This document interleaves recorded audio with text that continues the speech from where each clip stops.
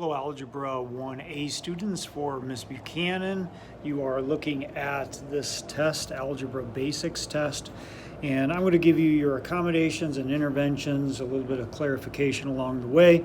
Hopefully that helps. Okay, for the first few, we are simplifying each expression, and you get 2 points each for doing that. So for number one, you're just going to do order of operations here, and figure out what these are. You're going to do the distributive property 6 times 3, get that answer, and then 6 times a positive 2, so it would be plus whatever 6 times 2 is, divided by 15. Okay?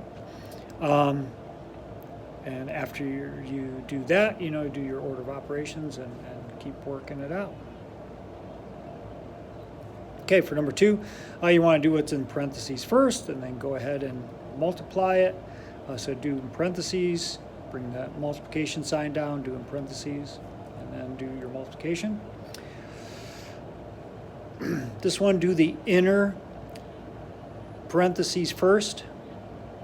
Figure out what that is, multiply it by 4. And then these outer parentheses or brackets, then you could do, whatever that answer is times 4, add 5 to it, and then you multiply it by the 3. Number 2, do this multiplication first. That I believe is a divided by, or is that a plus? I'm going to say because that would end up being that, I believe that would be a plus. Yeah, that's got to be a plus there.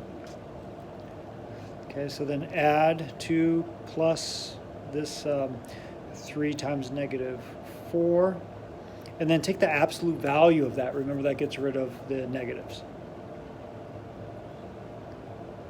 Okay, for number 5, do the multiplication first up here, and then take 36 minus that. Got your new numerator. Put the line for division or the line for the fraction, and do your 9 divided by 3, and take that answer and take 15 minus that answer, and that's going to be your new denominator. And then go ahead and do the division. The top number divided by the bottom number, that's what a fraction is. Here, go ahead and work out a new top number. So you're going to take the 3 times the 5 and add 1 to it. That looks like that's addition there, I'm hoping.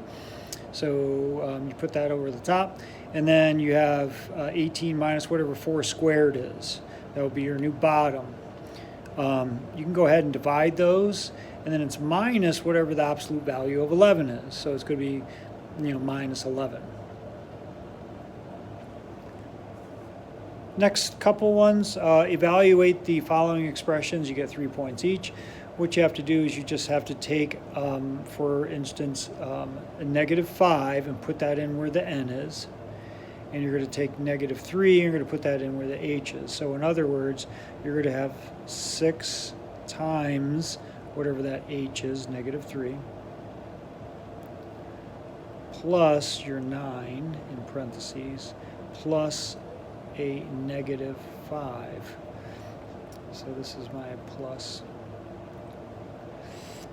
So in other words, this becomes minus 5, adding a negative.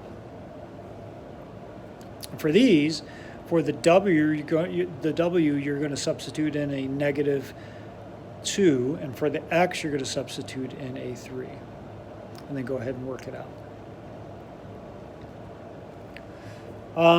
Here we're going to write an algebraic expression for the following. You get 2 points each. So the quotient of 10 and w, remember quotient is division, so how would you make that look for 10 and w? Number 10, the sum of 9 and v. Remember the sum is addition, so what would that look like? And number 11, 6 times the sum of a number and 7. So you have a number and 7. The sum of a number and 7, sum is addition, so you're taking a number, so come up with a variable. Any letter will do. Sum means addition, add it to 7. Have that in parentheses, and the 6, put it 6 outside that. It's 6 times that.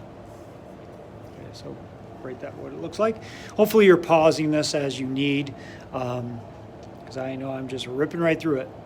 Write an equation for the following. You get 2 points each.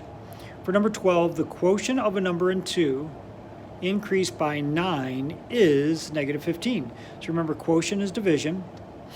So you have a number, any variable, and 2. And then that is increased by 9. So added 9 to it is equals negative 15. So rewrite that as an equation. 13. 1/4. So you have a fraction here. 1/4 of a number. Of means times. So it could be right next to that variable. That would mean multiplication. And then minus 8 tells you exactly what to do. Is means equals negative 23. And then 14, probably the trickiest one. The sum of twice a number and 6. So 2 times a number plus 6. A number, we don't know, pick any letter. Is equals the same as, so is the same as is going to be your equals. 3 subtracted from the number itself. So you're going to have the number itself, n, whatever letter you want. You don't have to use n, any letter. And 3 subtracted from that, so n minus 3. So write that all out. For the next section, simplify each problem by combining like terms. Okay, so these two are like terms, combine them, so you have negative 5 minus 2. Make sure you put the x with it. 16, put all your m's together. 8 minus 2 minus 1. And then make sure you don't forget about that plus 5. Bring that on down. Here, are there any like terms? Okay. This is a y squared. This is not a y squared. So think about that one. Number 18. I don't have any other y4, so I'm going to leave this negative 6y4 alone. I do have a 3y, a negative 3y, and a positive 3y here. They kind of cancel each other out. Negative 3 plus 3, what does that equal? And then you have this 5 and a 10, okay?